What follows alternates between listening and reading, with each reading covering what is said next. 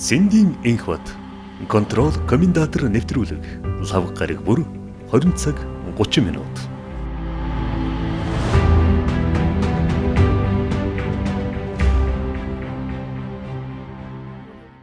Сайн байцгаана эрхэм үзэгчдээ. За комментатор нэвтрүүлгийн энэ дугаарын зочноор математикч, улсын хурлын гишүүн, элчин сайдаар ажиллаж байсан социал-демократ намын дарга Ганбаатар өнөөдөр үргэлжлээд байна. Та улсын хурлын гишүүнээр ажиллаж байсан. За 92-оос 96 он. Тэгээд улсын хурлын чуулганы танхимд бас 4 жил төрийн эрхийг барилцж 96-аас 2000 он бас. Тий. 8 жил тий. 8 жил. Тэгээд бас төсвийн байнгын орноор ажиллаж байсан тий. Тэгэхээр бол саяхан бас төсөв бас хэлж батлаа. Тэгэхээр энэ төсвийн тоо бол одоо хэлж байгаа маш их тоо одоо ихтэрсэн гэдэг. Таны хувьд одоо ер нь харьцуулж үзвэл ер нь төсвийн тоо энэ хэд байсан бэ? Төсвийн байнгын орноор хувьд та одоо ингэж хариуцж байна. Өнөөдөр бол энэ чинь 8-аас 11 их 80 гэсэн тоо ирж байна шүү дээ. За 96-аас 1996-аас 98 онд төсвийн байнгын орны дараагаар ажиллаж байсан. Тэр үеийн Монгол улсын төсөв бол нийтдээ $300 сая хэмжээнд л эргэлдэж байсан. Тэгэл манай нийт зарцуулж болох байгаа мөнгөний хэмжээ шүү дээ. Би нийт эдийн засгийг яриаг зүгээр улсын төсөв. Одоо энэ бол зарим нэг улс төрчин одоо тийм даасанд байдаг мөнгөний хэмжээ. Одоо хэмжээ бол цадиг алдсан. Тэр үеийн төсвөөс өнөөгийн төсөвч бараг 10-20 дахин их том болчихлоо шүү дээ. Хүн амын тавал тэр үеэс нэг тийм 10-20 дахин өссөн юм байхгүй тий. Одоо сандал нэг дөө өссөн байт юм тий. Тэр үед хүн амьтдээс одоо нэг 3 сая тэр үед 2 сая 7-800 мянган байсан болоо тий. Одоо бол 3 сая гарan болцсон байгаа шүү дээ. Тий. Тэгэхээр хүн амын тавал бол нэг зөвхөн хуваар өссөн. Төсвийн хэмжээ бол 10-20 дахин өссөн гэж хэлсэн. Нийт зарцуулах төсвийн хэмжээ.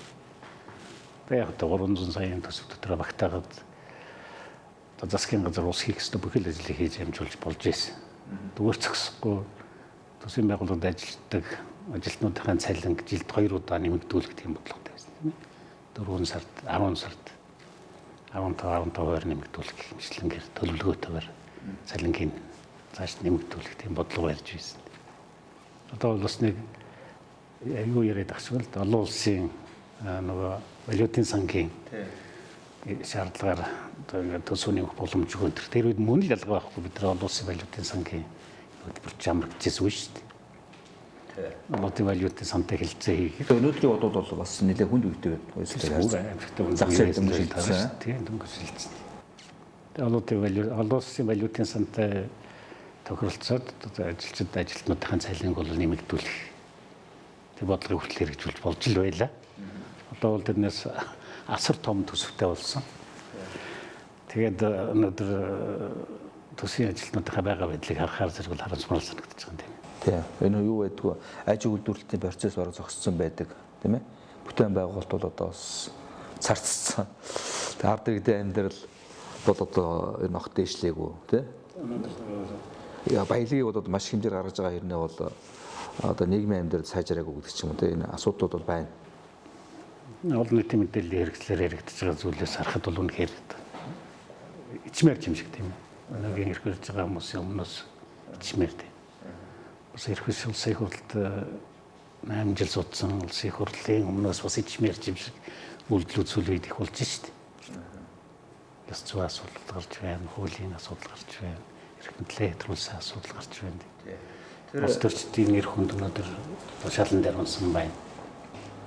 За тэгээд юу ч сая бол ингээд та яаж яах бас ингээд хариуцлагын асуудал, ёс зүйн асуудал гэх. Тэгэхээр энэ бол бас ингээд гишүүдтэй өөрсдөө холбоотой юмуд байна. Тэгэхээр сая бол одоо жижиг дунд үйлдвэрлэлийн дэмжих сангийн асуудалтай холбоотой. За энэс олгож байгаа зээлийг бол одоо улсын хурлын гишүүд, засгийн газрын гишүүд өөрсдөө илүү их мэдээлэлтэй байдаг. За мөн тэр өөрийнхөө эрх мэдлийн албан тушаалаар дамжуулаад өөрсдөө ах トゥ эхнэр хүүхэд одоо найз нөхөд гэдэг юм уу те ойрын хүмүүстэй авч одоо ашигласан гэсэн ийм мэдээлэлээс давхар гарлаа шүү дээ. Тэгэхээр энэ дээр одоо юу гэдэг нь та бол одоо ингээд улсын хурлын гишүүн байсан. За дээр нь бол одоо нам одоо удирдах байгаа. Дээр нь та бол бас Европ сургууль төгссөн тий. За мөн өдөр төгссөн одоо Польш орондоо бас элчин сайдаар ажиллаж байгаад ирсэн тий. Тэгэхээр бас харьцуулж хэлэх зүйл байгаа байхгүй. Одоо манайд бол яаж нэхтэр бол энэ за ингээд энэ их зээлсэн мөнгийг нэг тэрүүн төгрөгийг бол буцаад өгчээ. Тэгэхээр яг хуу дарга нь уучлалт гуйчих тэгвэл та нарыг одоо ингээд зүгээр үлдэн чиг ийм яриа яваад байгаа. Тэгэхээр ийм зүйл байж болд юм уу ер нь? Тэгэхээр би одоо энэ хурлын гишүүд ярьж байгааг сонсоод би гайхаад байгаа байхгүй. Энэ ч одоо ярих ш. Улсын хурлын гишүүн төрийн төвшөө. Тэгээд телевизээр одоо ярьж байгаа хэлж байгааг сонсохоор өмнөөс нь чимэр яриад байгаа байхгүй. Одоо мэдээлэл ойрхон байсан гэж юу гэсэн. Одоо тийм сони юм ярих. Мэдээлэл бол жижиг дунд үйлдвэр эрхлэгч бүгдээрэнд нь байгаа. Тэд маш сайн мэдж. Эрх мэдэл нь байхгүй. Эрх мэдэлд ойрхон байсан учраас эрх мэдлээрээ дамжуулаад тэр одоо жижиг дунд үйлдвэр хөгжүүлэх сангаас авсан л байгаа байхгүй юу? Эсвэл авсан эсвэл одоо зорилготойгоор тэр одоо хурлын гишүүд болоо сайд нарт тийм ээ. Тараасан тий. Тараасан. Зүгээр мөнгөн дүнгийн үзэхэд л ойролцоогоор 950 950 энэ. Ягаад 660 байж болдгоо? Ягаад 270 байж болдгоо? Ягаад 333 байж болдгоо? Яхаараа бүгдээрээ л нэг 950 950 гэдэг. Энэ бол зүгээр л харахаас хараад зүгээр логик төрөлт хийхэд л ойлгомжтой зүйл шүү дээ. Энэ бол мэдээлэлд ойрхон байсан те биш. Эрх мэдлийнхаа давуу байдлыг ашиглаад одоо энэ төсвийн мөнгнөөс жижиг дунд үйлдвэрийг хөгжүүлэх сангийн мөнгнөөс дөрсөн товарлуулж авцгаас л байгаа байхгүй уучлалт гуйж идэв. Надад ямар буруу байх биш. Би ямар гэмт хэрэг хийсэн биш. Би яхаар уучлалт гуйдаг ингээл. Одоо хүн ёс зүйтэй хүн бол тэгээс ууж явах хэрэгтэй шүү дээ. Тийм. Моралтай ёс зүйтэй үнэхээр хууль зөрчиг юм бол тэгэл гүрийгээ дагч байх. Ер нь бол тэгэл байх хэрэгтэй шүү дээ. Тэгэхээр ер нь улсын хурлын гишүүнд тавигддаг, ер нь альва мэрэгжлийн хүнд тавигддаг тийм ёс зүйг нэг юм биш. Эмч нарт ч байна, эмч нарын ёс зүй, багш нарын ёс зүй, улс төрчид улс төрийн ёс зүй, улсын хурлын гишүүний ёс зүй бол хөөхний өөрийнх нь зан характер тийм сайн муугийн одоо үнэлэмжийн асуудал тийм ээ, буруу зөвийн үнэлэмжийн асуудал. Энэ бол хүний ёс суртахуун ёс зүйн асуудал. Хуулийн хариуцлага гэдэг нь хууль зөрчсөн бол хуулийн хариуцлага хийх хэрэгтэй. Тэгэхээр энэ хоёрыг холж утгаар яриад байгаа байхгүй. Ёс зүйн хариуцлага хүлээгээд албан тушаалаас огцорлоо. Зөв жишг тогтоолооч гэх шиг тийм бол ажиллахгүй л дээ. Хэрвээ ёс зүй алдсан бол уучлалт гуйж болно тийм. Би одоо ийм буруу зүйл хийчихээ. Ийм одоо ёс зүй таршилсан үйлдэл хийчихээ. Гэх мэтлэн гэмт хэрэг биш тийм. Ийм худал мэдээлэл цацчихээ. Үнэн худлын асуудал энэ. Энэ бол хүний характер, хүний үйлдэлтэй холбоотой. Одоо этикийн асуудал байхгүй. Нөгөөх нь бол хууль зөрчсөн гэсэн хуулийн асуудал байхгүй юм чинь. Нэгэнт одоо нэг юу шүү дээ нэг одоо авилгал гэдэг чинь одоо хамгийн том юм тэр гэдэг байгаа шүү дээ. Тэгэхээр авилгал бол одоо ямар нэг хөл дардахтаар ингээд өөрийнхөө эрх мэдэл алдамжуулаа ургуулаа ашигласан асуудал бүх авилгалын хэрэг гэдэг байгаа шүү дээ. Тэгэхээр чи ноцтой хэрэг гэж харагдаж шүү дээ. Авилга албан тушаалын хэрэг гэж ярьж байгаа. Авилга гэдэг чинь нөгөө мөнгө өгч авах гэж байна шүү дээ. Албан тушаалын хэрэг гэдэг чинь өөрийнхөө эрх мэдлийг ашиглаад ургуулаа ашигласан. Энэ нэгэн давуу байдал болгосон барьсан уруулан ашигласан энэ төрөл явж шүү дээ. Тэгэхээр авилга гэдэг бол нэг албан тушаалын хэрэг гэдэг чинь бас нэг өөр тийм ээ. Тэгэхээр энэ чинь нийлүүлээд нэг одоо төрлийн гэмт хэрэг л байгаа байхгүй. Одоо ер нь яаж энэ тэр төрийн механизм нь ажиллаж байгааг бол ажиглах тийм сайхан болцоогаар л шүү дээ. Жишээлбэл Польшид шудраг ёсны яам гэж байгаа байхгүй. Шүүх яамын шудраг ёсны яам гэж нэрлэдэг шүү дээ. Шүүх яам. Тэгэхээр шудраг ёс тогтоодог газар чинь шүүх л байна л да тийм. Тэрэнд нь хамгийн их юу яаж байгаа нь бол хэвлэл мэдээллийн байгууллага дөрөвдөг засаг л юм. Тэгээ миний хамгийн эхэлж үзсэн нэг хуулийн хэрэг бол нэг Новак гэж зам тээврийн сайдын асуудал байсан. Энэ бол маш хурдан одоо албан тушаалын карьер хийсэн тийм. Залуухан 30 эдтэй ч л 40 хүрээгүй ч л. Зам тээврийн сайд ирээдүйд энэ хүн бол Польш улсын ерөнхий сайд болж болцсохоо гэсэн тийм прогнозтой. Тэгээд тэр хүнийг одоо яасан гэхээр сэтгүүлчтэй уулзж байгаа сэтгүүлчтэй авсан зураг цаг нь өртчихгүй. Тэгээд цаг нь бол 25,000-аас дээш үнэтэй, злотын үнэтэй цаг байна л да. Тэгээд Польш улсын нөгөө хуулинд нь хөрөнгө орлогыг мэдүүлэхдээ тэдэн одоо злотоос дээш үнэтэй хөдлөх болоод үл хөдлөх төр юугаа бол хөрөнгө орлогыг мэдүүлэх ёстой гэсэн үг л дээ. Нөгөө юу н шилэн байдаг учраас хөрөнгө орлогын мэдүүлгийн шилэн байдаг учраас сэтгүүлчид хөрөнгө орлогын мэдүүлгийг үзээд энэ нөгөө цаг нь байхгүй байхгүй. Харин асуудлыг зөвсөн байна тий. тий сэтгүүлчтэй ингээд тавьсан асуудал байхгүй. Тэр хүний одоо нөгөө албан тушаал карьер бол тэр чигээр дууссан. Тэгээ өөрөө тэр бас нэг ёссон асуудал нь байна л да. Одоо жишээлбэл манай тэр хүн нэгэнд одоо хэрэг үлдсэн, хууль зөрчсөн, прокуророос хэрэг үүсгэсэн. Тийм учраас тэр хүн өөрөө парламенттай миний одоо бүрэн эрхийг төдгүүлжүүлж өгөө би шалгуулъя. Гэдэг бол одоо зөвхөн оны ёссон асуудал байхгүй. Мэдээж парламентаас альц улсын тэр ялгаа авахгүй шүү дээ. Монгол улсаас тэр тэднийхс тэр нөгөө бүрэн эрхийг нь төдгүүлжүүлж наривчлан шалгах тэр эрх нь нөгөө хэргийг бүртгэдэг шалгадаг байгууллага бий болно шүү дээ. Бүрэн эрхийн төдгүүлжүүлэхгүй болохоор нөгөө хэргийг бүрэн шалгах чаддгүй л байхгүй. Чин тархийг одоо угааж байгаа муухай жишээ байхгүй. Хэрвээ үнэхээр тийм бол уучлаарай би хууль зөрчсөн байна. Хөрөнгө оруулалтын мэдүүлгээ мэдүүлээгүй. Тэгээд шаардлагатай бол намайг шалгаа. Би одоо хуулийнхын бүрэн эрхээс төдөлж чинь шалгаад миний үнэн мөнийг тогтоож өгөөч. Гэл ёстой байхгүй. Тэгээд одоо нэг нулимсгаргаад уйлаад байгаа юм шиг тэгэл. Нэг янз бүрийн аашаа гаргаар түрний чи сайхан толгойг нэргүүлэл тэгэл сэтгүүлч гэсэн бас манайх нөгөө юу биш байна л да. Юмны нөгөө эцэг үздэл явдаггүй. Тэр чинь би харин пост тарсан шүү дээ. Сэтгүүлчд яаж ямар нэгэн одоо хэргийг хэрвээ барайл авах юм бол бүр одоо нэг яс мөрждөг шиг мөржөө бүр эцэг нь хүртэл яваад байгаа байхгүй. Тэр нь бол гайхамшиг юм билээ. Одоо энэ өмнө Солонгост ийм жишг байна бас. Бас сэтгүүлчд нэг гэж тооштой явдаг. Өөрийн чиглэлээр прокурорын байгууллагын хоёр бол ингээд дуудуугаа авдсан юм шиг ажилдаг тий. Тэгээд дараад нь хариуцлагыг тооцож чаддаг. Ард түмний өмнө одоо юу гэдгийг одоо тэр юу усныг одоо илчилж дараад нь бол шүүхийн байгууллагыг бол одоо шудруунд тогтоодог. Тэ хариуцлагыг дараад нь тооцдог гэдэг чинь одоо ийм юм үйлдэл одоо ингээд одоо энэ одоо манай монголчууд олноор ажилтдаг Солонгос улс ажиглагч юм тест. Тэгэхээр бас энэ бас хэвлэл мэдээллийн үүрэг хичнээн онцгой байгааг харуулж байна л да тий. Одоо бас өшөө дээрээс нэмээд 5 дахь засаглал гэж ярьдаг боллоо шүү дээ. Цахим орчин гэж. Энэ бол одоо 4 дахь засаглал хэвлэл мэдээлэл хэрэгслийг ярьдаг тий. Одоо интернетийн дээр орчин гэдэг чинь асар их хүчтэй болчихно. Асар их хүчтэй улс төр нийгэм юунд нөлөөлдөг болсон байгаа байхгүй. Одоо жишээлбэл өнөөдөр Монголын сонин хэдэн хувь хэвлэгддэг нэг 1000-2000 хувь хэвлэгдэж байгаа шүү дээ. 500000 тий. Гэтэл одоо нэг хувь хүн хойно 10,000 20,000 дагагчтай гэл юу гэлээ нэг тийм юм шиг шүү дээ. Чинь амар нөлөөтэй болж байгаа байхгүй. Тэр хүний хэлсэн үг 100,000 хүн шууд төрж нөлөөлж чадчихсан. Тийм учраас асар хүчтэй зэвсэг бий болцсон байгаа байхгүй интернетийн орчин. Тийм учраас өнөөдөр одоо зөвхөн өнөөгийн энэ улс төр болж байгаа байдалтай уялдуулаад одоо хойноос нь улс төрд орё гэсэн үе төмөн залуучууд байна. Цүнхвэр хичэд байна. Энэ улс төрт ч ороод баяжчиж болдго юм байна гэдгийг анхнаар нь харуулдаг байгаа учраас энэ замаар яваад хэлбэрхааргаар баяжчих тийм хүсэлтэй залуучууд маш олноороо бий болгоцсон байгаа байхгүй. Эдгээр хойч үе тэгээ бэлтгэсэн байна л тийм улс төрчид. Араасаа яг өөртөө адилхан тийм хүмүүсийг дагуулад одоо миний залгамжлагч чинь тэр нь бас яг өөртөө адилхан сэтгэдэг очоод тэр одоо төрийн сангийн тэр их мөнгнөөс л одоо том халуугаар алдагдсан дөрвөлтэй тийм залуучуудыг бий болгоцсон байгаа байхгүй. Тэгэхээр өнөөгийн энэ бий болсон юу бол маш их сургамжтай үйл явдлууд болж байна гэж ойлгож байна л да.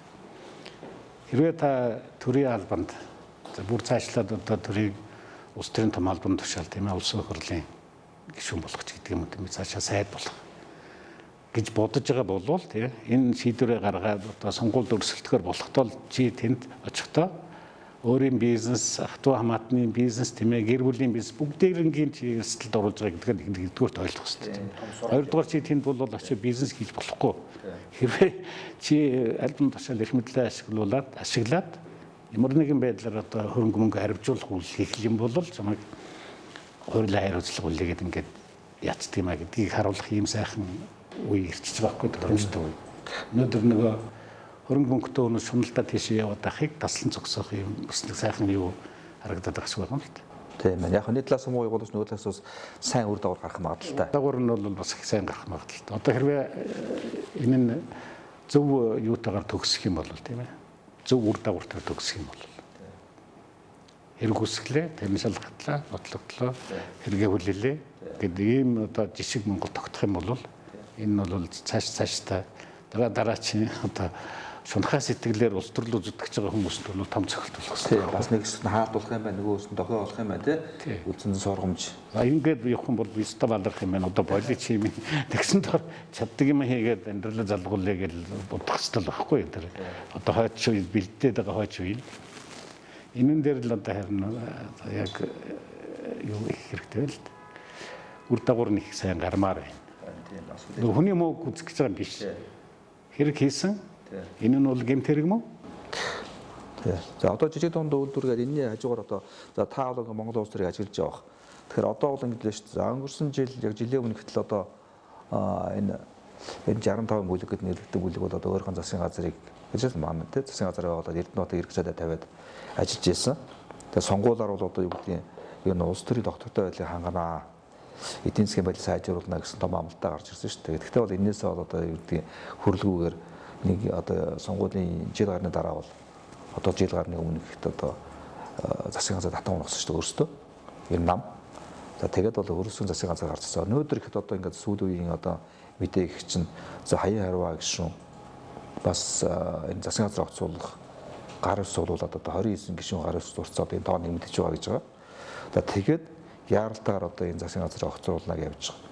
Тэгэхээр энэ ер нь огцрох магадлал айгүй өндөр болсон харагдаад байгаа байхгүй. Тэгэхээр та одоо ингээд бас ингээд өөрөө бас ингээд арсан холбоо хвшил засгийн газрууд бас улсын хурлын ажиллаж байсан. За арсан холбоо хвшлийн үеч бас ингээд тэгэл ингэ сайхан иргэн сайдаар ажиллаад бас ингэ сайхны унгаал дараад нь электр ширингээ сайдуулаад бас унаал дараад нь амар наран засартуулаад унаал ингэж сав санагдаж байгаа байхгүй. Тэгэхээр таныг одоо энэ хоёрын хооронд бас ингээд харьцуулж харах юм байгаа гэж бодож боош юм хараад байгаа. Энэ дээр ямар дүгнэлт хийж болохоор за түүхч бас байгаа шүү дээ энэ бол ярих дүг. Тэгэхээр Монголын парламентын 90 оноос хойш түүхээс ярих хэрэгтэй байх гэж бодож байна. Эхлээд хамгийн эхлээл одоо албан тушаалын ч гэдэг юм хэрэгээр юу яасан ч улсын баг хурлын гишүүн хэн блэ би санахгүй Давидхан хэн блэ. Нөө засгийн газар 20 дугаар тогтоол гарсан шүү дээ. 20 дугаар тогтоол чинь нууцын зэрэгэлтэй. Улсын баг хурлын гишүүдэл мэдсэн. 20 дугаар тогтоолыг гаргах гэж байгааг мэдчихээ. Бямсар ерөнхий сайд үе. Тэгээд улсын баг хурлын гишүүдээр нууцыг задлж болохгүй л байхгүй 20 дугаар тогтоолыг. Тэгээд тогтоол хэрэгжиж эхлэхээс өмнө тэр чинь үлээд чи одоо нөгөө банкнд хадгаламжтай байсан хүмүүсийн хадгаламж энэ одоо мөнгөний үнц нь 2 дахин буурахаар л тийм тогтоол байсан шүү. Тэгэн гутал нөгөө нэг гишүүн улсын баг хурлын гишүүн их эцгийнхаа мөнгө ихжүүл яасан ч үлээ зохицуулахгүй юу та. 2 дугаар тогтоол яг хэрэгжиж эхлэхээс өмнө. Тэгээд тэр нь илдрээ тэгээд тэр чинь улсын баг хурлаас өөрөө хариуцлага хүлээгээд баг хурлын гишүүнээс чөлөөлөгдөд гарсан тийм. Энэ бол анхны тохиолдол өөрөө хэрэгжүүлээгээд өөрөө баг хурлаас чөлөөлөгдөд явсан. Энэ бол аюул сайн жишээ байхгүй. Жишээлбэл 90-92 онд. 92-оос 96 онд бас албан тушаалын асуудал бол гарч ирсэн үгүй гарч ирсэн. Би өөрөө энэ дунд нь яг байсан учраас тэгээ бидний 5хан гишүүн байсан. Монгол Ардын хувьсгалт нам нэг Монгол Ардын нам тий нэрээ өөрчилсөн шүү дээ. 71 гишүүнтэй байсан юм тий 571. Тий. Зариг байсан би байсан. Гончгдэрж байсан, бүгдэрж байсан, даган болт бид 5 байсан үе гэж.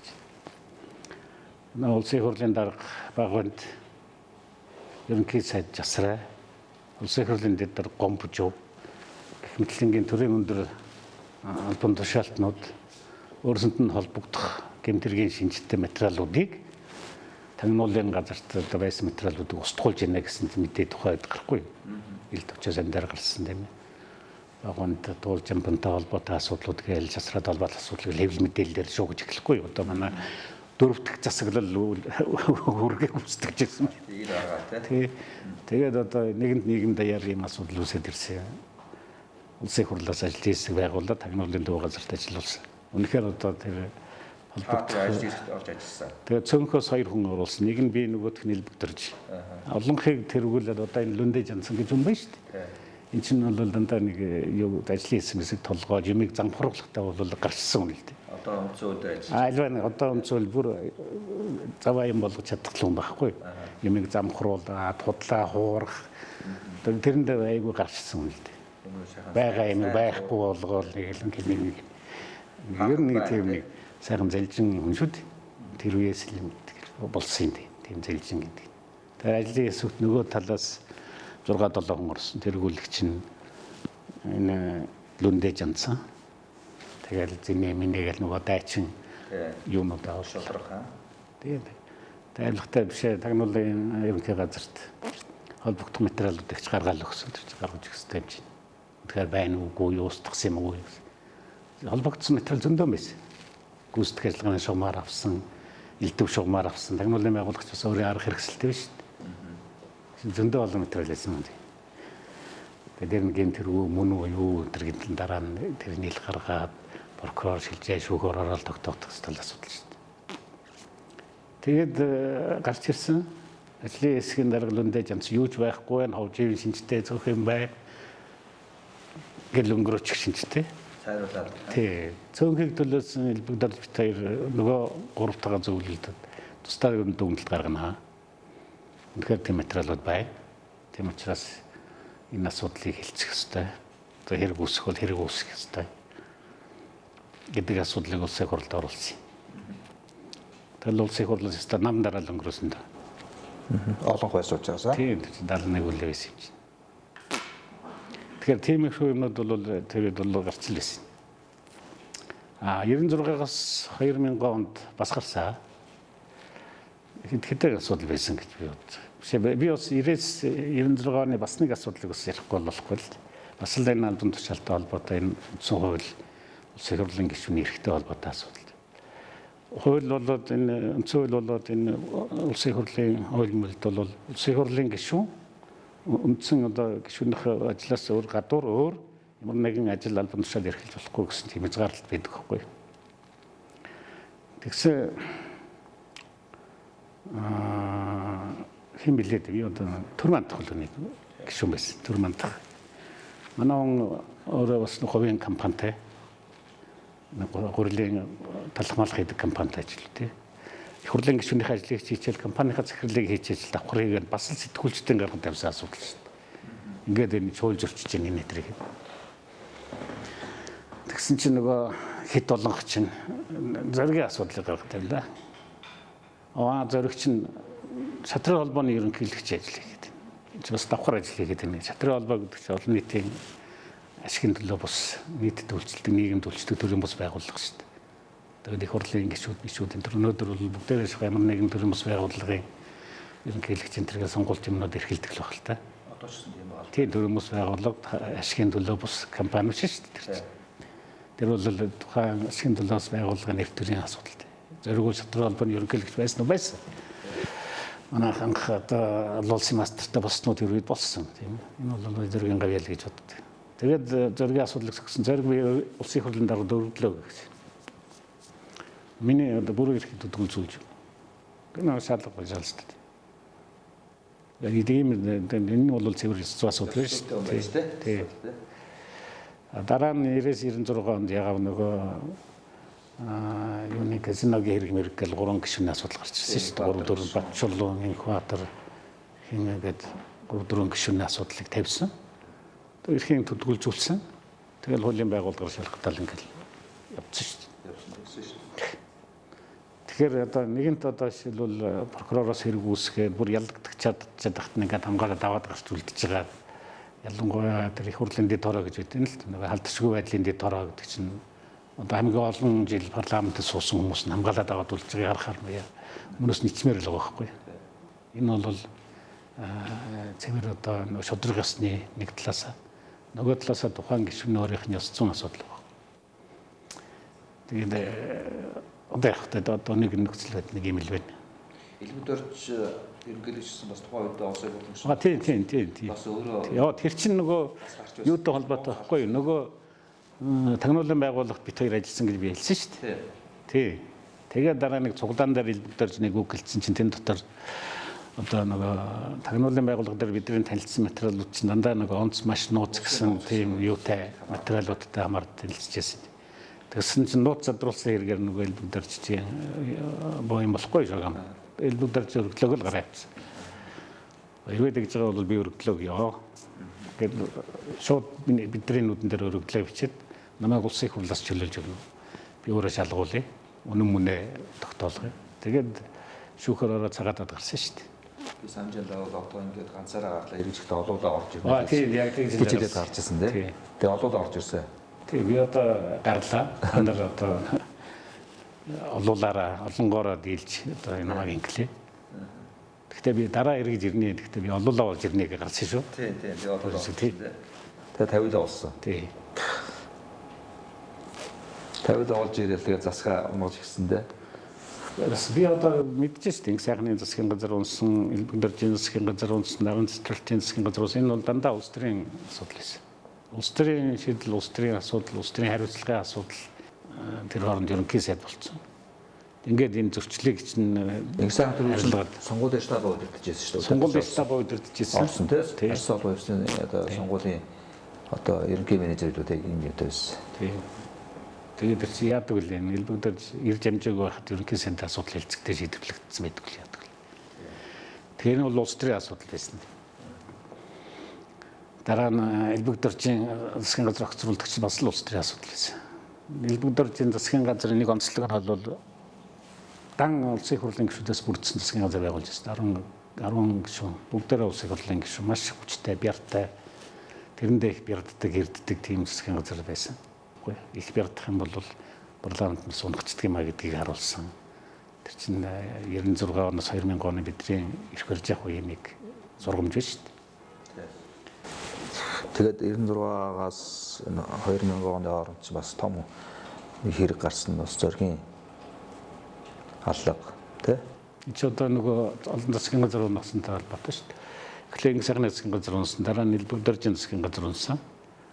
Тэгээд элбэгдэрчийн засгийн газар чинь одоо үүрэг гүйцэтгэгчээр 6 сар орчим хугацаанд байсан шүү дээ. Дараагийн нөгөө ерөнхий сайдаар томилох эрх нь тэр үеийн олох бидэнд олгохдохгүй байсан байхгүй юу? Хамгийн харамсалтай нь үндсэн хуулиар ерөнхий сайдыг томилохыг бол ерөнхийлөгчдөд зөвшөлдсөж, ерөнхийлөгч улсын хурлын чуулганд оруулж иж ерөнхий сайдыг томилдог хуультай байсан. Тухайн үеийн үндсэн хуулиар. Ерөнхийлөгч оруулахгүй бол тэгээд ерөнхий сайд томилогддоггүй. Ерөнхий сайд томилогдохгүй бол хуучин ерөнхий сайд нь үүргээ гүйцэтгэж явж идэг. Тэгээд нөгөө даган бол 7 удаа буцаалаар Батуулыг буцаасан, хотын дарга байсан ган хэмблээ. Тэрийг буцаасан.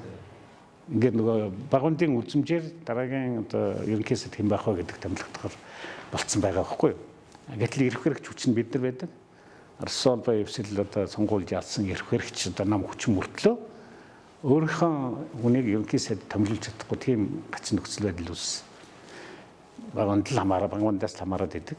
Энэ хүн чинь болно, энэ хүн чинь болохгүй. Бүр сүулдэ давраад танаа одоо нам дотор чинь иймэрхүү хүмүүс боломжтой хүмүүс нь эднэрээс нэг нь дэвшүүлвэл би зөвшөөрье гэх шиг. Тэгэхээр энэ бол нөгөө системийн дотор байгаа нэг алдааг харуулсан байхгүй. Гажуудлыг харуулсан байхгүй. Тэгээ энийг засах гэж одоо 2000 онд үндсэн хуулинд өөрчлөлт хийх гэж оролцсон шүү дээ. Тэгээ бид нар чи 2000 онд нэг үндсэн хуулинд одоо сүүлдээ дордуулсан 7 өөрчлөлтийн төрөл ярьдیں۔ Энэ чинь энэ нэг төрийн машин гацаасан энэ гацааг гаргах одоо юу гэр чайсны үр дүнд үндсэн хуулинд нэг тийм засвар өөрчлөлт оруулсан тийм. Өөрөөр олонхонч байсан, цөнхөнч байсан. Бид 50 байсан ч гэсэн үндсэн хуулинд өөрчлөлт оруулж болохгүй шүү дээ. Цаана цөрөг хүчин 25 байна. Дээрээс нь таш балбар гэдэг нэг хүн байна.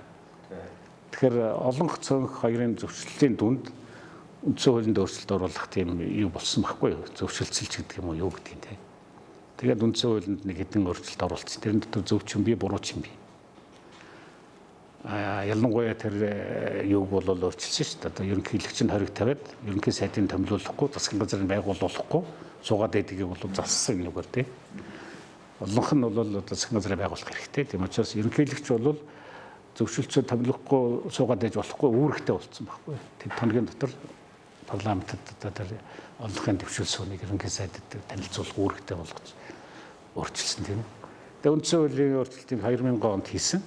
Тэгсэн үндсэн хуулийн цэц энэ үндсэн хуулийн өөрчлөлт нь үндсэн хууль зөрчсөн байна гэдэг судлаа хуралдаанаараа үндсэн хуулинд хийсэн өөрчлөлт өчнөгөө болгосон. Тэгээд энэ хууль чинь үндсэн хуулинд төрсэн өөрчлөлт чинь бидний эрх барьжээс үед бол үйлчлээгүй. Дараа нь 2000 онд ч одоо навсадлан ялагдлаа. Эргээд Монгол Ардын хувьсгалт нам дийлэнх олонхоор одоо өнөмлөх олонхоор гарч ирсэн шүү дээ. Тэгээд одоо үндсэн хуулийн нөгөө өөрчлөлтийн асуудал чинь бол өчнөгөө болцсон байдаг. Тэгсэн чинь нөгөө өчнөгөө болцсон үндсэн хуулиар л яваад исэн байгаа байхгүй. Өөрөөр өнцөлийн цэц чин тэр хүчингү болгоцсон. Цэцэд тэр асуудлыг тавихаар бид нэг гаргасан шийдвэрээ дахиж авч хэлцэж гаргадаггүй. Бидний гаргасан шийдвэр хүчинтэй. Одоо бол нэг юм парадокс байгаа байхгүй. Тэр нөгөө 7 өөрчлөлт чинь хүчинтэй юм уу хүчингү. Бид нар хүчингү хуулиар яваад байгаа юм биш үзгэж. Тэгэхээр ерөнхийдөө бол тийм л бол таарах гэдэг байхгүй. Үндсэн хууль дахин тэр асуудлыг авч хэлсэн үгүй би бол хэлцээгүй л гэж бодож байна. Үндсэн хуулийн цэц. Юу ярьж байгаа дэш альтраад орчих. Яа ингэ зөв засгийн Яранда халуураад альтраад орчих. Тэгээд засгийн газрууд бол улс төрийн шалтгаанаар л огцорж ирсэн. Түүнээс нэг идэж байгаа мөнгө хөрөнгө булаацалтаал чи нэг авсан би тэрийг авсан чи тэр чинийх тэр гэл нэг тиймэрхүү асуудлаас болж ирсэн юм бол байхгүй. Зөвхөн улс төрийн шалтгаанаар л огцорж ирсэн. Яг хөө тэгээд мэдээж олон дотор юу юм бол бай.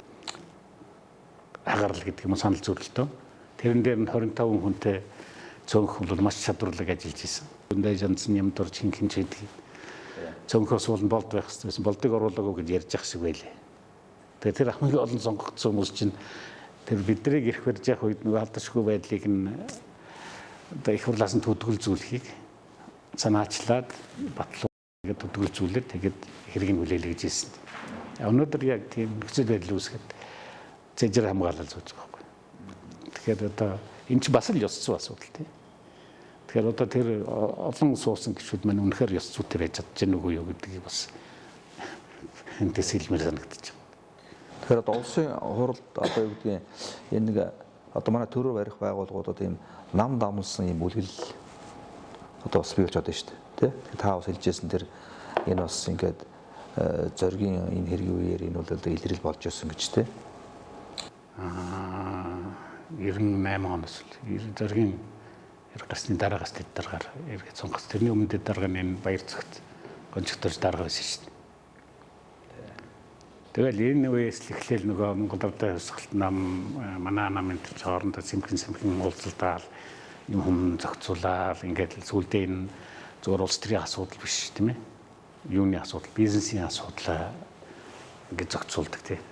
Мэтлэнгээр ингээд нам дамсан юунууд үүсч эхэлж ирсэн байхгүй. Тэрний илрэл бол надад ажиглагдаад эхэлсэн байхгүй. 2000 оны сонгуулийн дараа одоо энэ хамгийн тод илэр нь алтан гац фракц гэх юм бий болов. Энэ дотор ч хувьсгалт намын гишүүдж орцсон, ардчилсан намын гишүүдж орцсон. Алтан гац гэж том бүлэглэл байлаа шүү дээ. Энэ бол ёстой цэвэр улс төр мөнгөний нам дамсан бүлэглэл гэдэг юм чинь. Жинхэнэ утгаараа бий болж гарч ирсэн байна. Тэгэл эн чинь цаашлаад яваад жишээлбэл хамгийн одоо аимшигтай юм нь бол 2004 он. Би 2000 онд улс төрөөс гарсан. Энэ бол миний хийх ажил биш юм байна. Би бол тэнд байх үнэнхээр сүлдээ бол ойготод. Ялангуяа миний одоо хамгийн дотны найз зэрэг алуулсны дараа бол миний хамаг итгэл үнэмшил юу бол балдарсан л та. Цааш одоо төрд ажиллах одоо тэр сонирхол итгэл үнэмшил байхгүй болсон. Тэгээд ерөнхийдөө улс төр болохгүй болж байгааг нь ойлгож эхэлсэн. Тийм учраас ардчилсан холбоо эвслийн бүлгээс өөрийнхөө бүлгийг салгасан. Ардчилсан холбоо эвсэл доторх Монголын социал-демократ намын дэд бүлэг гэж байгуулад би өөрөө дэд бүлгийн дарга нь. Ямар ч бас нэг эмгэг цэгцэнд нь оруулаад явах хэрэгтэй биш юм чинь. Ингээд дундаа холилдоод ингээд явахаар юм чинь ойлгомжгүй болоод хэн буруутай хэн буруу хэн зөв хэн буруу нь мэддэгэ байгаад гэж байгаа байхгүй. Тэгээд 2000 оноос одоо болигээд ялангуяа ардчилсан нам Монголын социал-демократ нам бас өөр намтай нийлээд нэг нам байгууллаа шүү дээ. Ардчилсан оноогийн энэ ардчилсан намыг Тэгтэн баяртай гэж хэлэл гарсан. Тэгээд намаашнэр намаасаа гуйсан ганц юм нэг үг сонир надад өгөө. Намын одоо дэргэд хэвлэл мэдээл байх ёсгүй гэсэн бид байр суурьтай. Тийм учраас намын дэргэд сонин байж болохгүй. Мэдээллийн байгууллага байж болохгүй. Тийм учраас тэгээ үг сониг би авъя. Өөрөөр хэлбэл үг гэдэг нэр чинь өөрөө брэнд нэр биш үү? Тэр нэрийг надад өгөөч гэдэг хүсэл тавиад улс төрийн зөвлөл хуралдад надад нэрийг өгсөн. Тэгээд би үг компани байгуулад өөрөөр улс төрөөс гараад одоо та нарын ажилтдаг нэг дөрөв дэх засаглалын салбарт одоо үйл ажиллагаа явуулахаар л. Үг сони бас тэр үеийн уншуултаа сонь байсан. Тэгээ үг компаниас хоёр юу байгуулсан. Хэвлэл мэдээллийн байгууллага үг студ үг сонин гэж. Үг сонин бол маш амжилттай ажилласан. 2000-аас 2004 онд энэ чинь энэ хоёрын одоо хаан засаглалын үе байлаа шүү дээ. Одоо ерөнхийлөгчийн засаглал одоо сурталтаар яваад байгаа шүү дээ. 2000-2004 оноос санаад байхгүй. Хэмжээшгүй эрэхтэй одоо хүн байлаа шүү дээ. Энэ хоёр нэг том ер манай Монголын эрх хөрш намын дарганд ер нь хаан болдог байсан биш үү? Одоо ч гэсэн тийм байна шүү дээ. Үгүй ялаа гэж дээ. Бас хэмжээ хязгаар юм биш шүү дээ. Миний одоо эрх мэдлийн хэмжээ энэ хүрээд энэс давж болохгүй гэсэн бас юм хуулиар тогтоосон хязгаарууд байж шүү дээ. Тэр хуулиар тогтоосон хязгаарынхаа хүрээнд эрх мэдлээ зөв хэрэгжүүлэх хүчтэй байгаа бол тэрийг дарангуулагч гэж үзэж болохгүй шүү дээ. Энэ бол хүчтэй лидер, хүчтэй юу байна гэж харах хэрэгтэй, улс төрч байна гэж тийм. Хуулиа даваад өөрт ногдохгүй эрхийг одоо өөртөө аваад эхлэхээр зэрэгэл эн чинь дарангуулагчийн шинж болж байгаа байхгүй. Одоо 2000-2004 онд би энэ хэрэг яагаад тэгжилж байгааг бол энэ бол юунаас хэмжээ хязгаараас бүр хальцсан байхгүй. Бүхий л одоо салбар юу өөртөө захируулахыг хүссэн тийм. Ялангуяа хэвлэл мэдээллийн салбарыг өөртөө захируулахыг эхлээд хүссэн. Ягаад гэвэл хамгийн одоо өөрийнх нь одоо юу яхад тийм одоо дарангуулагч байхад гэдэг ч юм уу тийм хамгийн их саадуулах юм чи өдөрөвтө засаглалын хэвлэл мэдээлэх юм байна шүү дээ. Тийм учраас нэгдүгээр тэрийг атганд оруулах хэрэгтэй. Гэдэг чи одоо яг жинхэнэ дарангуулагчийн шинж бий болж байгаа байхгүй. Тэгээд эхнэр цолмон чөлөө төвлөх дэмжих сан гэж юм байгуулсан. Тэр сангаараа дамжуулаад чөлөө төвлөлүүд бүгдийг одоо өөрийнхөө эрхэндээ оруулсан. Тэр үеийн чөлөө төвлөл одоо миний мэдхээр сэрүүлэг, Монголын нэг өдөр шар сонин юу ч үлээ ингээл чөлөө төвлөлүүдийг тийм бүгдээр тэр санд очиод тэр сангаар тижээгдээд цолмонгийн иргэшээлд ороод тэгээд тэгэхэд одоо цорын ганц одоо уртаас нь өгөө гэж хэлцүүлсэн сон чи манай сонилгоо л үгсэн. Тэгээд манай сэтгүүлчдэг элдвэр дарамталдаг, марамталдаг, цэцдэг, айлгадаг тэр байлаа шүү дээ. Тэгээд шүүхээр чичнээнчүүд орсон. Одоо энэ их хурлын дарга Мегон бол хүртэл Мегон лээ. Мегийн бол та шүүхтэлсэн байлаа. Санжин баяртай шүүхтэлсэл байлаа тийм. Тэгээ Мегийн бол ч одоо миний албаны нэртрийг сэргээгээл шүүх бол 5 минут хуралддаг. Бидэн дээр торгуул тавьдаг. Тийм л шүүх байлаа шүү дээ. Санжин баяр шүүхийг тавтгаад загнаад сэтгүүлчтэй хөөж гаргаад шүүх бол бас 5 минут хуралдал минут дээр торгуул тавьдаг. Хэмчлэнгээр шүүхийн шийдвэр гараад сонинэгээр л хаацдаг. Компьютерын минь хураагаад лацтаа даваа явчихдаг. Сүүлд эрхлэгчийг барьж явж оронд хийсэн. Тэгээд л одоо яг тийм 2000-2004 он үйл ажиллагаа явуулж байгаа би одоо нэг талаас одоо юу гэдэг бахархдагч гэдэг юм уу юу гэдэг чинь тийм ээ. Бас энэ нэг дарангуулагчийн эсрэг чинь бас зогсож чадсан шүү гэж. Тэгээд энэний үргэлжил болгоод хамгийн гайтай Твиттер нам дамжсан бүлэглэл ярьж байгаад нэлээд орчлолт тий. Тэгээ хоёрдугаарт бол энэ дарангуул гэж одоо дарангуулагчийг хөсгчдэд бас хэлээд энэ чимчи хязгаартай тийм учраас энэс давах боломжийг нь битээ олгооч гэдэг юу хэлэх гэдэг л тий санаа хэлэх. Тэгээ нам дамжсан бүлэглэлийн хамгийн гайтай юм чинь тэр 2004 оны сонгуулийн дараа байгуулагдсан засгийн газар байна. Тэнцүүхэн хувааж аван засаглаа. Танах 50%, манах 50%. Танах 2 жил засгийн эрх хэвээр, манайх 2 жил засгийн эрх хэвээр гэдэг юм тий. Нөгөө зөвшөөрлөлтийн засгийн газар гэдэг юм явууллаа шүү дээ. Танаа намаас ерөнхий сайд байх юм бол манай намаас шадар сайд байна. Танаа намаас сайд байх юм бол манай намаас орлогч сайд байна гэдэг. Засаглалаа яг 50%-аар тэнцүүхэн хувааж аваад. Энэ бол ёстой бүр гудамжийн гудамж болсон юу байлаа шүү дээ. Жилүүд байлаа шүү дээ. 65-ын бүдүүн бүлэг гээл дараа нь нөгөө ардчилс намын бүлэг нь хувьсгалт намын бүлэг дотор орд нэгдэж ороод 65-ын бүлэг болоод хэвчээ шившгэ тарьсан жил байлаа.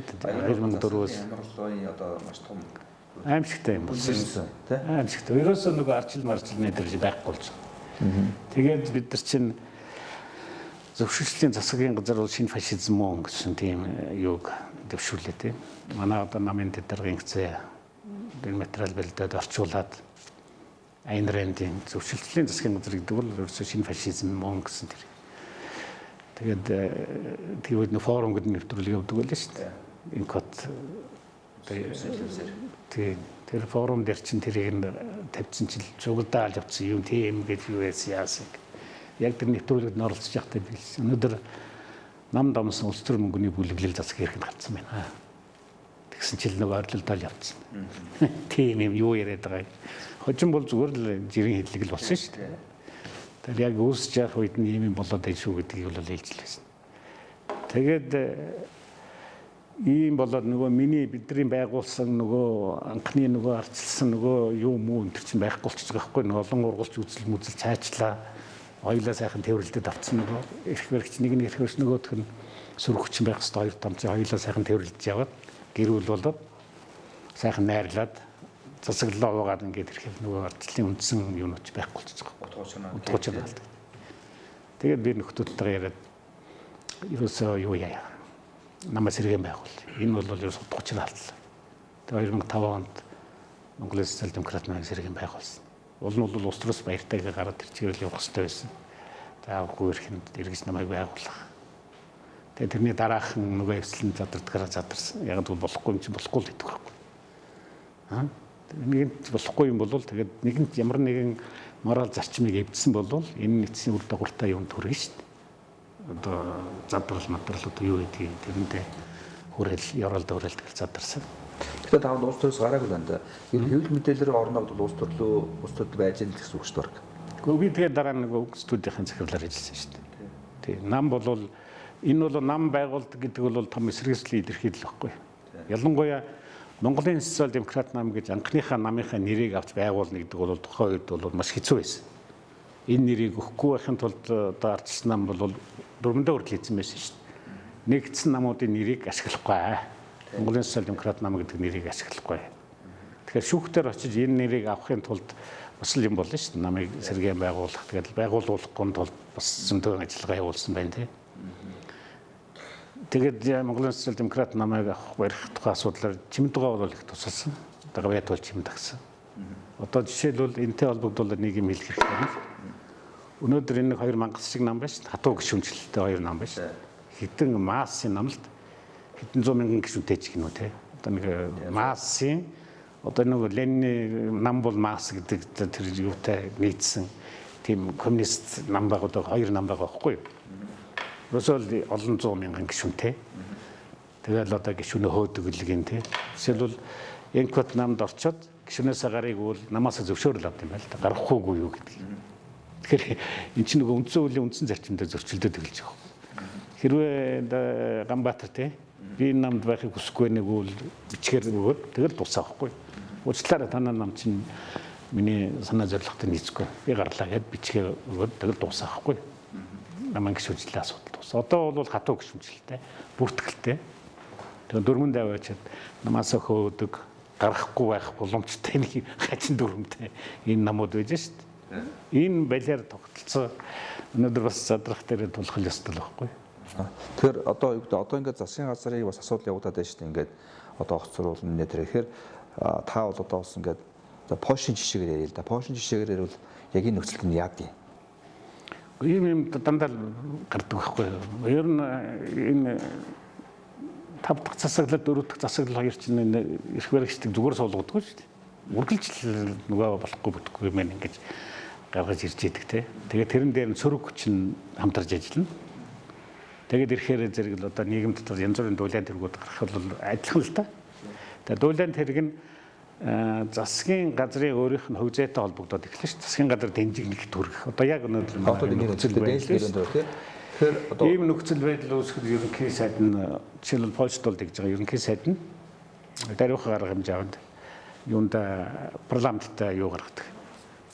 Итгэл үзүүлэх хэсэг тухай асуудлаар санал хураалгаж өгнө үү. Тэр хуулиндаа тэгээ заасан байна л да. Надад итгэл үзүүлэх хэсэг тухай асуудлаар санал хурааж өгнө үү парламент. Одоо тэгвэл хөрөсөөр энийг хийж болох нь шүү Монгол. Гэхдээ Монгол тийм хууль байхгүй л дээ. Гэхдээ хийж болно шүү дээ. Тий одоо яг л тэгээд итгэл үзүүлэх хэсэг гэдэг чинь манайд мэдгүй яаж хуулийн гаргалгаа хийх юм би мэдэхгүй байна тий. Нэг тийм байх хэрэгтэй байхгүй. Яг бол манай энэ засгийн газар огцруулах тогтоож авч асуудлыг эцэс усыг хурж шийдэж шүү дээ. Тий. Тэгээ манайх бол шууд докторх асуудал хилцдэг л болтой л байгаа тийм л. Итгэл үзүүлэх асуудал хилцэхгүй. Завсрын байх үү? Итгэл үзүүлэх хэсэг гэдэг нэг асуудал бай. Яваастай итгэл үзүүлэх хэсгээр санал хураа 2 удаа санал хураалт явуулах нь би харсан. Тэгээд итгэл үзүүлэлээ гэх юм бол түүнээс хойш засгийн газрын асуудлыг тэжнээ хугацааны дахиж авч хилцэхгүй гэдэг хуулиндаа заасан. Тэгээс гамар сайхан ажиллаа хийж болно. Одоо тэгээд ийм нэг савлгаатай нөхцөл байдал үүсэхээр зэрэг гүйцэтгэх засаглал ажиллаа хийх чадваргүй болчихно. параличнд орчиж байгаа байхгүй. Одоо параличтай юм хийж чадхаа байж тээ. Одоо манай бол энэ яамд очим бүгдээрээ параличнд орчлоо шүү дээ. Одоо бүгдээрээ нэг одоо айдастай, хүүцтэй юм хийж болохгүй, ажиллаж хийж болохгүй ингээд дэмжигэнсэн тий. Тий. Одоо зөвхөн одоо ингээд ажлаа ус Бацаарыг сайдны яам одоо ингээд амарх биш. Ер нь бүх яам ийм хүлээл үүслээ шүү дээ. Тий. Параличнд орно гэж манайхаар нөгөө саа өвчин тус яадаг үлээ параличнд. Саа тий. Тэгэхээр зэрэг ийм нөхцөл байдалд одоо гүйцэтгэх засаглалын тэргуун шуурхай арга хэмжээ авах хэрэгтэй. Энэ юу чин төрийн машин чи ажиллаж явах хэрэгтэй шүү дээ. Үе том хүний ажил амьдрал энэ төрийн машинаас ч хамаарч шүү дээ. Гэтэл энэ чинь ингээд гацчих юм бол цаана асар нийгмийн одоо ажил амьдрал бохирдолтой тусаад. Тэгэхээр энэ гацаахгүй байхын тулд яаралтай арга хэмжээ авах хэрэгтэй. Тий. Та бас нэг хэлжсэн дээр манай Монголд ийм эрх мэдлийн хуваарьд алдагдсан гэдэг. Тийм эрх мэдлийн хуваарьлтын асуудлыг одоо тэр чинь айл эртнээс ярьсан асуудал. Энэ эрх мэдлийн хуваарьлалт одоо check and balance гэдэг ярьдаг шүү дээ. Эрх мэдлийн салаам өчрүүд хоорондын уялдаа холбоо, харилцан тэнцвэртэй байдал, харилцан хяналттай байдал Монголын төрөд байхгүй болчиход байна л да. Одоо шил үндсэн хуулиар улсын хурал төрийн эрх барих дээд байгууллага гэдэг улсын хуралд асар их эрх мэдэл өгсөн. Улсын хурал бол хууль тогтоогоос гадна томилгооны эрх мэдлүүдийг хэрэгжилж байна, мөнгөний эрх мэдлийг хэрэгжилж байна. Гэх мэт ингээ улсын хурал амар том эрх мэдэлтэй юм байгууллага болж хувирсан байхгүй. Хажуу талд нь шүүх юу энэ чинь бол жижиг болчихлоо шүү дээ. Өөрөөр хэлбэл шүүх засаглалын дээр гарчсан тийм. Засгийн газрын дээр гарсан, гүйцэтгэх засаглалын дээр гарсан. Ингээд улсын хурал мангар том эрх мэдэлтэй болчихлоо. Хоёрдугаарт нь тэгэхээр нөгөө эрх мэдлийн тэнцвэр байхгүй болчих واخхой. Тэнцвэр нь алдагдсан. Нөгөө бусад засаглалынх нь нөгөө юу нь байхгүй болчих واخхой. Эннээс хамааралтай болцсон. Тэгэхээр энэ харилцан хяналт гэдэг тэр юу Монгол балансыг бий болгохын тулд үндсэн хуулийн өөрчлөлт оруулах хэрэгтэй гэж дээр үеэс ярьсан. Өшөө нөгөө талаас нь нэг ерөнхийлөгч гэдэг нэг институт байна шүү дээ. Ерөнхийлөгч гэдэг институцийн учрыг манайхан ойлгоогүй одоо хүртэл яваад байгаа байхгүй. Ерөнхийлөгч бол гүйцэтгэх засаглалд орж явдаг. Жишээлбэл манайхд яг адилхан шүү дээ. Хууль нь. Ерөнхийлөгчийг бордомоо сонгодог. Ерөнхийлөгчд байх ёстой бүрэн эрхүүд дээ шүү дээ. 20 хэдэн эрх мэрх яг манад яг адилхан энэ хоёр үндсэн хуулийг унших юм бол. Тэгэхдээ ерөнхийлөгч засгийн газар хоёрч хоёулаа гүйцэтгэх засаглал гэдэг одоо юунд явж идэг. Хууль тогтоох засаглал нь улсын хурал. Тэгээ шүүх засаглал гэж явж шүү дээ. Тэгэхээр манайх нэг ерөнхийлөгч гэдэг нь тусдаа юм ойлгоод байгаа байхгүй. Энэ бол гүйцэтгэх засаглалын нэг хэсэг гэж явах хэрэгтэй л дээ. Гүйцэтгэх засаглал гүйцэтгэх одоо төрөөс гаргасан улсын хурлаас гаргасан хууль шийдвэрүүд гүйцэтгэж идэг. Тэгэхдээ улсын хурлаас тусдаа өөрийн гэсэн бүрэн эрхүүд бас энэ байгаа. Манай хуулинд юу н одоо дутагдaltaй юу н болохгүй юм гэхээр ерөнхийлөгчд хуулиар өөр эрх олгож болно гэдээ манай үндсэн хуулинд заасан байгаа. Улсын хурал хууль гаргаад ерөнхийлөгчд одоо үндсэн хуулинд бичигдсэнээс өөр эрхүүдийг хуулиар нэмж олгож болно. Энэ гайтай заалтаас ч болоод улсын хурлч нэг байгуулаад тэгэл тэрнийхээ одоо эрхийг жишээлбэл ерөнхийлөгчд өгч шийдэг тийм ээ. Удирдлагын томилох ч юм уу, сэлэх ч юм уу тийм. Гэх мэтлэнгээр одоо ингээд янз бүрийн эрхийг ерөнхийлөгч байх учрыг эрх мэдлэгдэг ерөнхийлөгчд өгсөн тийм. Өөрт нь байх ёсгүй эрх мэдлүүдийг өөртөө авсан улсыг бол ийм нэг эрх мэдлүүдийн хоорондын уялдаа холбоо тэнцвэр алдагдчихад байгаа. Тэгээд одоо эрх мэдлийн хоорондын энээсээ болоод хоорондын тэмцэл үүсгэж гэдэг юм уу юу гэдэг юм. Эсвэл улсын хурлд дотор асар том юу үүсэж штт. Асар ихний эрх мэдэлтэй байгууллагын дотор бүлэглэлүүд үүсэх, тэмцэлдэх, эрх мэдлээ булаацалдах юм бий болж эхэлж байна. Одоо бас та хэлжсэн хууль гэдэг тэгэхээр хууль ихтэй одоо хууль санаачлагч бас 78 байдаг. Тэрний 76 нь улсын хурлын гишүүд гэдэг. Энэ нь их том гажуудал.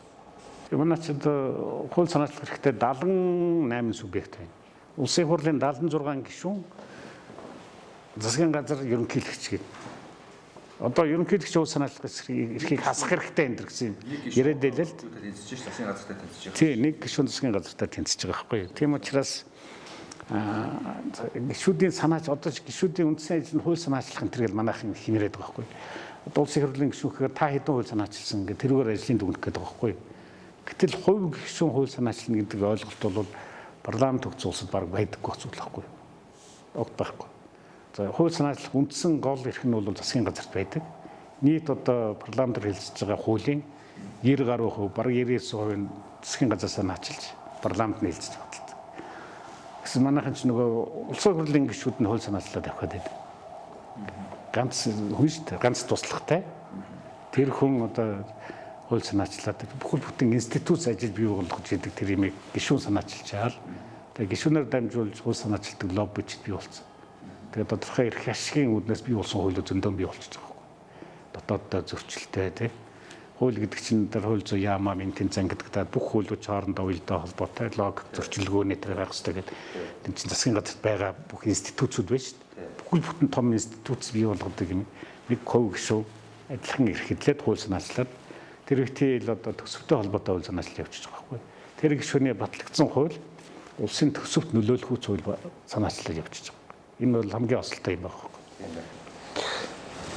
За ингээд яхад тийм шүү дээ. За ингээд явсараад ингээд хүмүүс өндөр очтогтэр ингээд сонгуул руу очдог. Тэгээ сонгуулийн тухай ярьдаг. Тэгэхээр одоо манай сонгуулийн хууль бол бас их муу хууль гэдгийг судлаач хэлээд байгаа. Тэгэхээр одоо энэ хууль ямар байвал энэ зүйтэй байдаг вэ? За одоо Польшийн жишээгээр та нэг хэлжгүй. Парламентын засаглалтай улсууд бүгдээр л пропорционал системтэй. Өөрөөр хувь тэнцвэрлэх системтэй. Манайх одоо сонгодог парламент гэж яриад байгаа. Тэр хувь тэнцвэрлэх маягаар парламентыг бүрдүүлэх ёстой би хувьдаа боддог шүү дээ. Манай хүн ам цөөтэй. Тийм учраас Монгол улсыг нэг тойрог болгох талаар нь болно гэж боддог байхгүй. Энэ одоо жишээлбэл интернет маш хөгжсөн, сошиал одоо интернет орчин асар хөгжлөж хүн мэдээлэл авах тэр боломж чинь өдөрний захын хүнд хүртэл байж шүү дээ. Тэ мэдээлэл хангах, мэдээлэл авах тэр нөхцөл болцоо бүрдсэн байгаа байхгүй.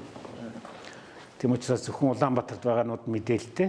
Улаанбаатараас гараа авчихар мэдээлэл өгдөг бол айгүй буруу ойлголт байна л да. Ялангуяа өнөөгийн ертөнцид тийм ээ. Тэр бас иргэдийн санал өгж байгаа юм ч гэсэн онцлог болох тий. За санжийн тэр юу гэлөө 92 оны сонгуул үлээ, 90 оны сонгуулаар үлээ нэг бас нэг харьцаа их өндөр гарч ирсэн шүү дээ. Нэг одоо тухайн үед Монгол ардын хувьсгалт нам гэхтэл нэг 51% чавлуу арга. Тэгэхээр арчсан нам гэхэд нэг бас 49% авлаа. Ийм л ойролцоо санал иргэд өгсөн ирнэ. Хойрдогдсон суудал нь 75 ч лөө тий. Ийм дүн гарч ирсэн шүү дээ. Яг шууд хамааралтай биш. Нөгөө мажоритар тогтолцооны юу ч нэмээд байгаа байхгүй. Тий. Өгсөн санал 50 тийм байдаг. 50 дээр нэмэх нэг санал авсан бүгдийг авна гэдэг л зарчим байгаа байхгүй. Цаана 49%-ийн санал хаягдчихдаг. Пропорционал дээр бол нэг ч хүний санал хаягддаггүйгээр илүү давуу байхгүй. Хүн болгоны санал тооцогддог. Миний өгсөн санал тооцогддог. Гэхдээ пропорционалыг нөгөө 12 оны нөгөө арчилсан намын бий болгосон сонгуулийн тогтолцоог ойлгож болохгүй шүү дээ. Тэнцээ нэг холимог систем байсан шүү дээ. Заримыг нь бол нэрсийн жигсаалтар гэдэг. Заримыг нь болохоор зэрэг мажоритараар юу нэлээ тойргуудаа сонгодог. Тийм холимог систем. Энийг бол ахт давтаж болохгүй л гэж бодож байгаа юм. Ялангуяа энэ сул тал нь. Энэ сонгууд хойд ярьжсэн. Зарим гишүүд нь бол сонгогчдоос шууд сонгогдож байна тийм ээ. Энэ хүн парламентд ороод ирэхээр зэрэг би бол ард түмнөөсөө сонгогдсон хоо ингэж хэлэх бүрэн эрхтэй хүмүүс байна. Хажуу талд нь намын нэрээр ороод ирсэн таваршууд байгаа байхгүй. Тэр хүмүүст иргэд саналаа өгөөг байхгүй. Зүгээр л намд нь саналаа өгсөн. Нам нь тэр хүмүүс нь ямар аргаар тэр намынхаа жагсаалтанд орцсон байдгийг тий. Нам нь тэр хүмүүсийг гаргаад ирсэн. Иргэдээ сонгогдсон хүн биш байгаа байхгүй. За та бүхэн одоо ярилцах цаг үе ерөнхийдөө ингээд өндөрлж байна. Тэгэхээр одоо 2020 он бас хойрхон байна тий. Та бол одоо цаа төмөрхөд намын дарга сонгуульд оролцсон. Нам. Би одоо саяхнаас одоо нэг зүйл их яриад л. Монгол улсад одоо энэ намуудын засаглал бий болцсон байна. Тийм ээ. Тэгэхээр энэ нэг тогтолцооноос бид нар нэг иргэний арчаас нийгэм гэдэг юм руу илүү хандсан тий. Иргэд одоо жишээлбэл нам төвтэй энэ төрлийн тогтолцооноос нэг иргэн төвтэй төрлийн тогтолцоор шилжиж явах хэрэгтэй. Би бол намын дарга мөн. Гэхдээ улс үндэсний өнөөгийн одоо эрх ашигын үүднээс ингээ харах юм бол илүү иргэдэд болцоо боломжийг нь үндсэн хууль байгаа өгсөн тэр болцоо боломжийг иргэдэд олгохын тулд сонгуулийн хуулийг зөв хийх хэрэгтэй байна л гэдэг талд нь байгаа. Яг тэгвэл иргэн сонгогдох болцоог нь нээж өгөх тийм хуулиудыг сонгуулийн хуулиар хийх хэрэгтэй байна. Жишээлх юм бол бид зөвхөн хамгийн сүүлийн сонгуульч Монгол Улсын ерөнхийлөгчийн сонгуул боллоо шүү дээ. Ерөнхийлөгчийн сонгуул үндсэн хуулинд улсын хэл судалтай нам дангаараа болоод хамтарч одоо ерөнхийлөгч нэр дэвшүүлж болно гэж байгаа.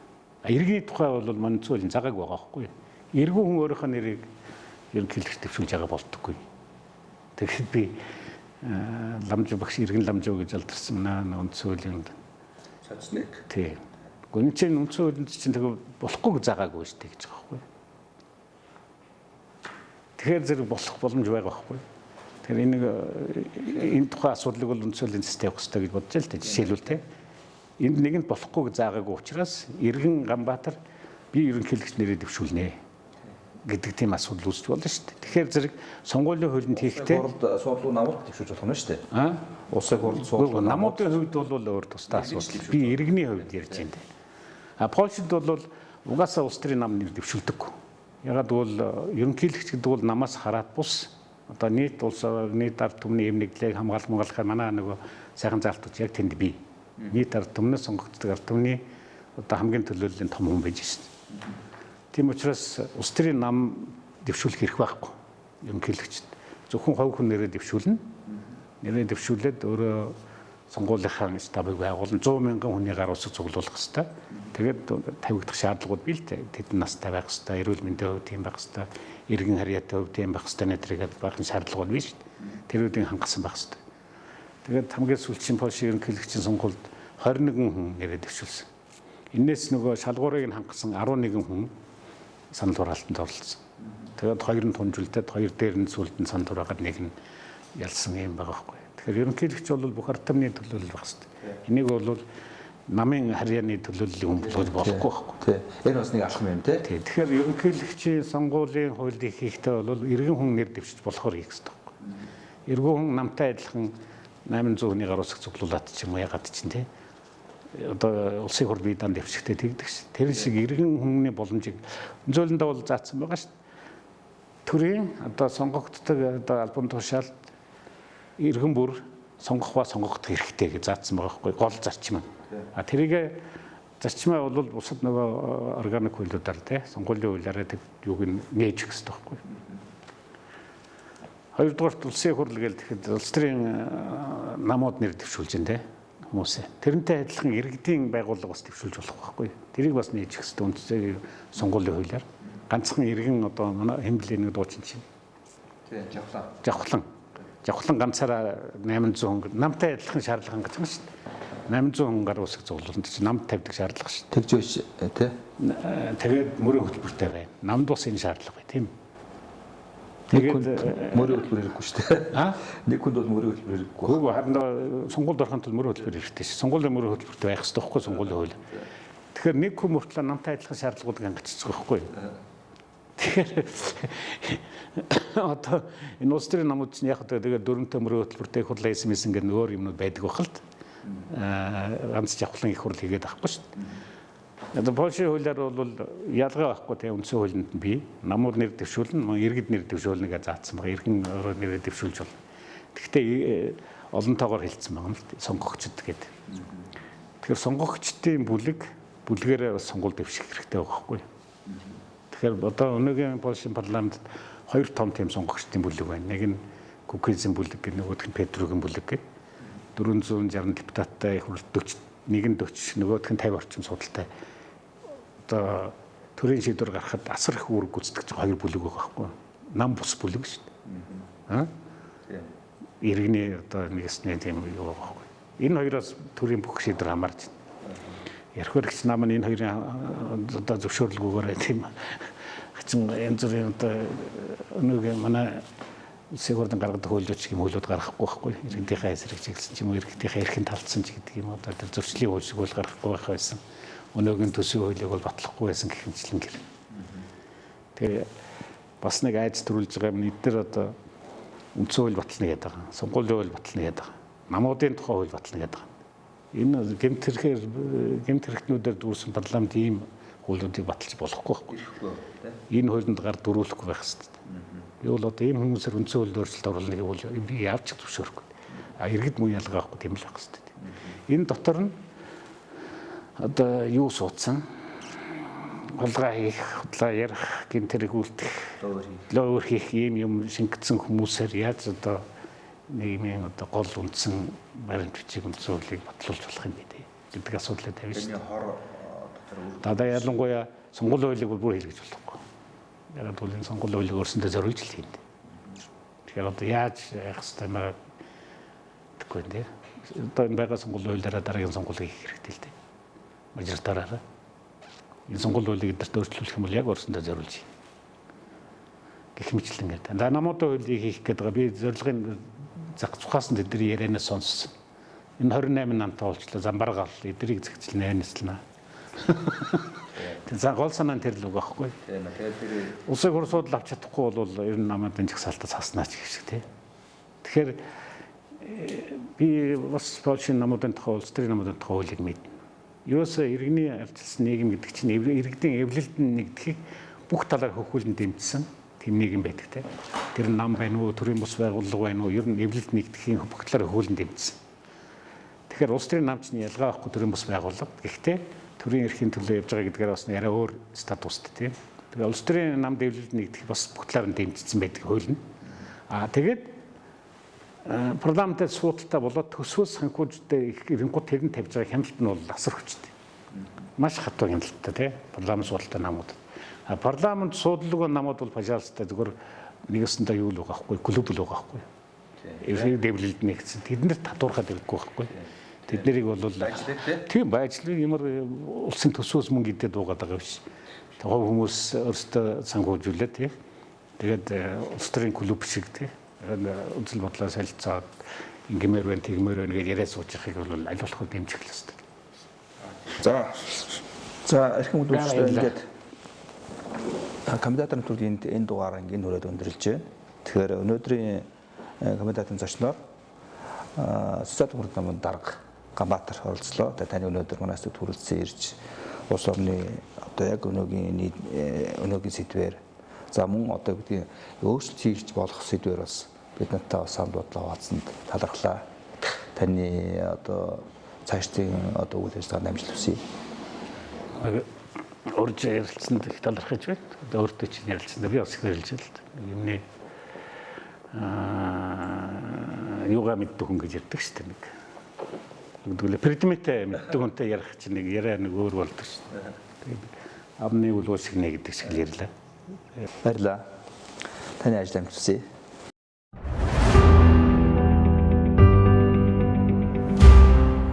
Сэндийн энх бат контрол комендатор нэвтрүүлэг лав гараг бүр 20 цаг 30 минут.